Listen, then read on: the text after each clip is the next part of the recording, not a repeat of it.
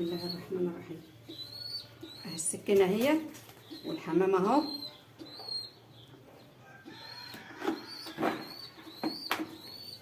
تمسكي الحمامه كده تحطها كده اهو تحت رجلك كده اهو. تمام. وتسمي الله. بسم الله الرحمن الرحيم. بسم الله الرحمن الرحيم. تمسكيها من دماغها كده ورجلك على الجناح بتاعها وانت ماسكه دماغها اهو. بصي بقى ده بيتطبق على اي حاجه، سواء فراخ سواء بط، اي حاجه هتذبحيها الكلام ده بننفذه مع الحاجه دي. تمام. تمسكي دماغها بقى كده اهو، او حد يمسك معاكي وتقومي نازله بقى كده اهوت وتسمي الله. بسم الله الرحمن الرحيم. حلال الله اكبر.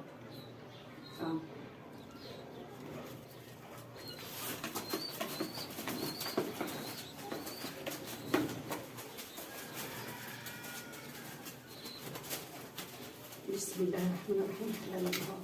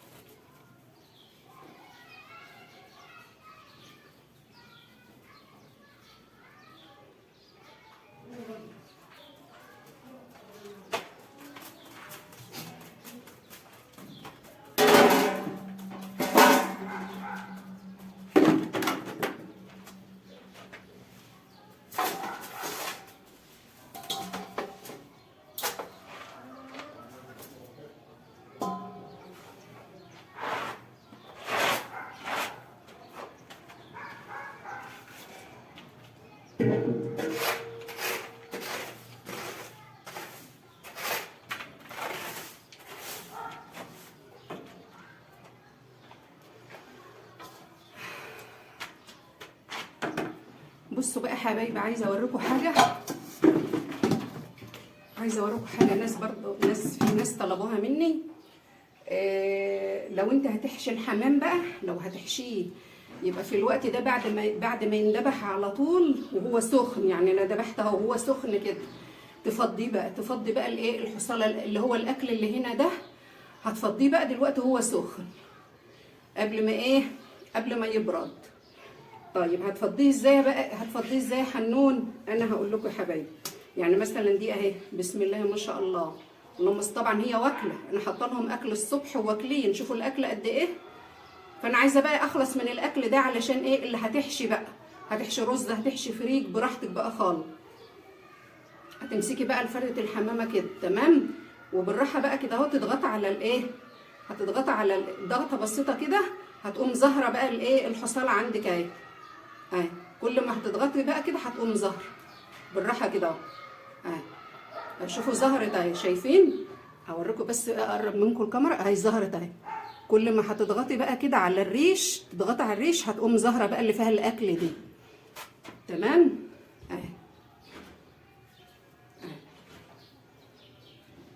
هتبصي بقى تلاقي الايه الاكل ده بقى خرج كله كده اهو. هتطلعيها بقى كده اهو بحالها كده اهو. بصوا هوريكم برضو قدام الكاميرا اهوت عشان الناس اللي طلبت مني اهو. بصوا بتطلع بقى، بصوا طالعه بحالها في ايدي اهي، طالعه بحالها اهيت وهي مليانه اكل اهو. بصوا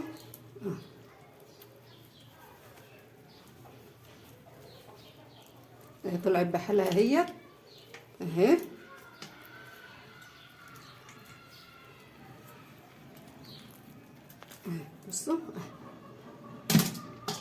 بصوا فضيت بقى اهي، بقت فاضيه بقى اهيت وجاهزه للحشو اهي. فضيت بقى وبقت بالجمال اللي انتوا شايفينه ده، وفاضيه بقى خالص اهي. تمام. اعمل لكم كمان واحده اهي. دي بقى بيضه بقى ظاهر فيها بقى زهره دي يعني. طبعا الاكل ده بقى انا ما برميهش، انا برميه بقى لايه، يعني ما برميهش في الزباله، لا ده انا برميه بقى للفراخ.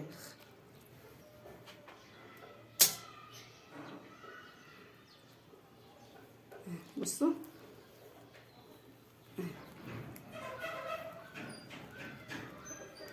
طلعت تاني اهي، طلعت بحالها اهيت.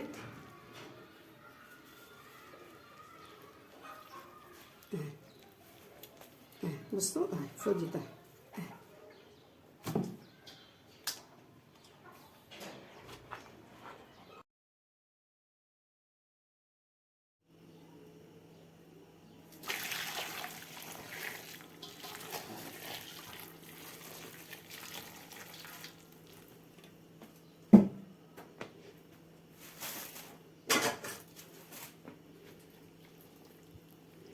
هننضف بقى الحمام اهو يا حبايب قلبي.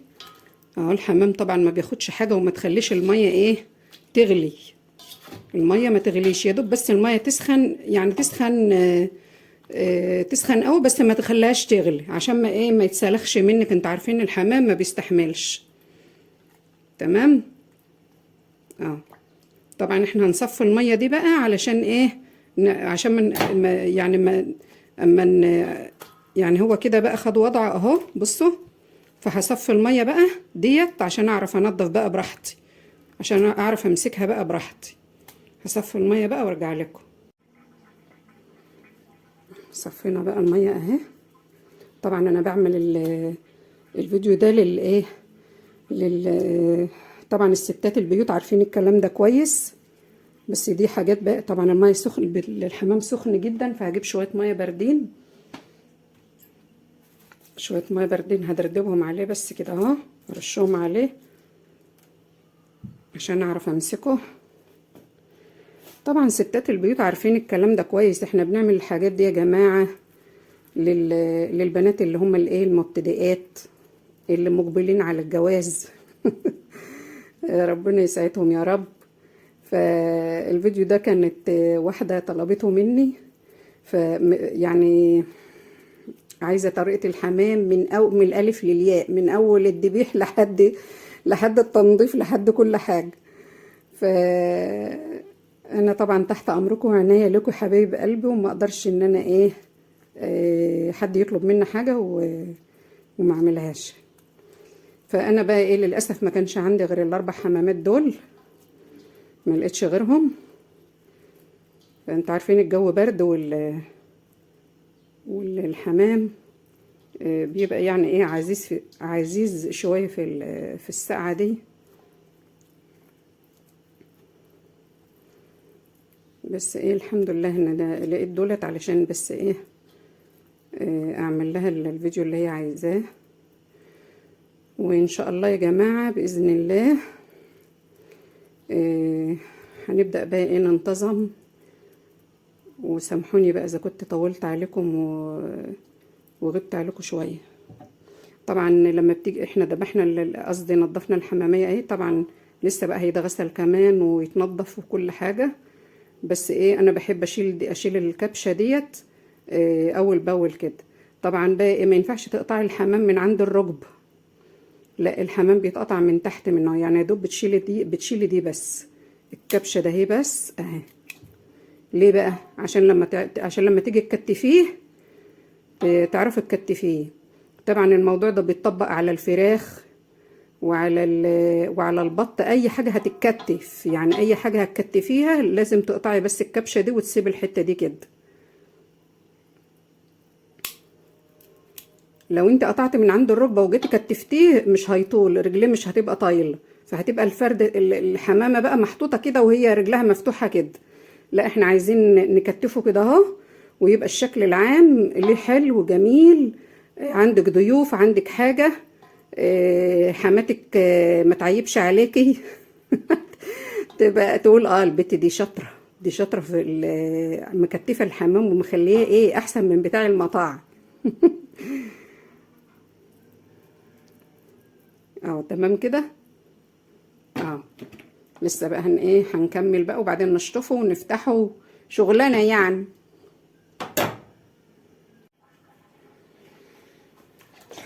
طبعا احنا بقى ايه، خلصنا بقى ودخلنا على المرحلة التانية من تنظيف الحمام اهو. تنضفيه بقى لحد ما الريش ده كله يروح، وبعدين بقى ايه هنفتح بقى في الدور المرة الجاية، يعني في الشطفة التانية هنفتح.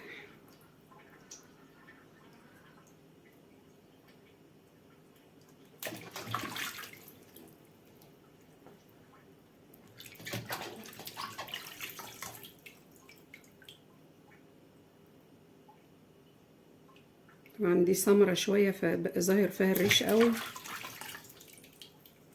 اهم حاجة يا جماعة في الطيور، اهم حاجة النظافة. اهم حاجة ان انت تنضفي الطير قوي قوي، وبعد ما تفتحيه بقى تغسليه بدقيق، تمام، وتنقعيه في شوية مية بملح.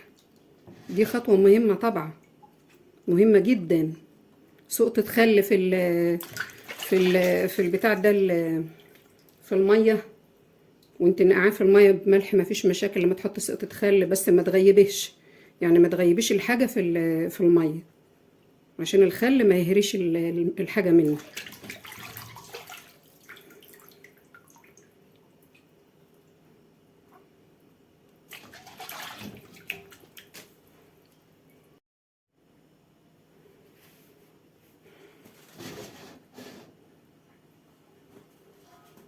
طبعا احنا غيرنا المية بقى، هنفتح هنا بقى المرة دي.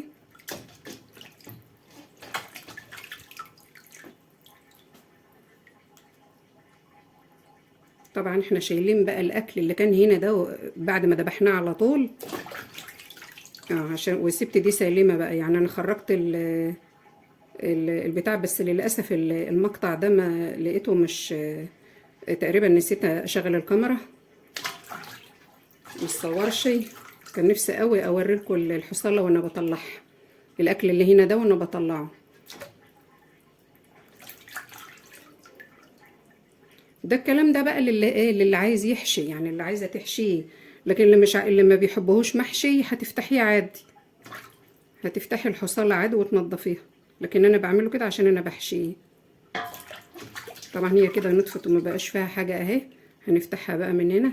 هو الفكره يا جماعه من الفيديو ان انت تعلمي الذبح، تذبحي يعني للستات اللي ما بيعرفوش يذبحهم، وازاي ان انت تنضفي الحاجه. ده الفكره في الفيديو، تمام. طبعا انا طلعت قلبها اهو.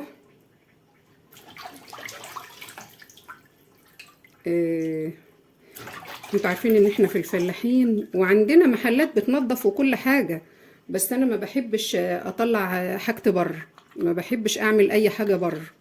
بحب يعني ايه، اذبح الحاجه عندي وانضفها عندي، ما بحبش انا الشغل بتوع اللي بينضفوا دولت، مع احترامي لهم وكل حاجه.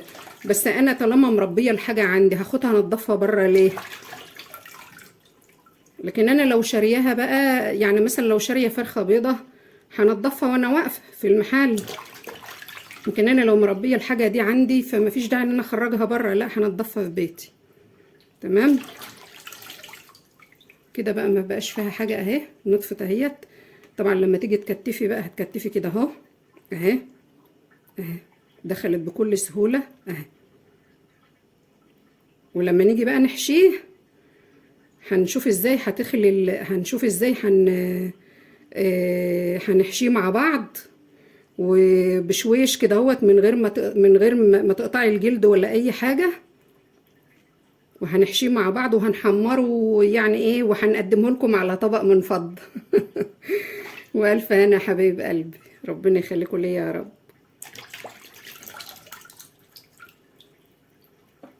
نشوف بقى اللي بعديها.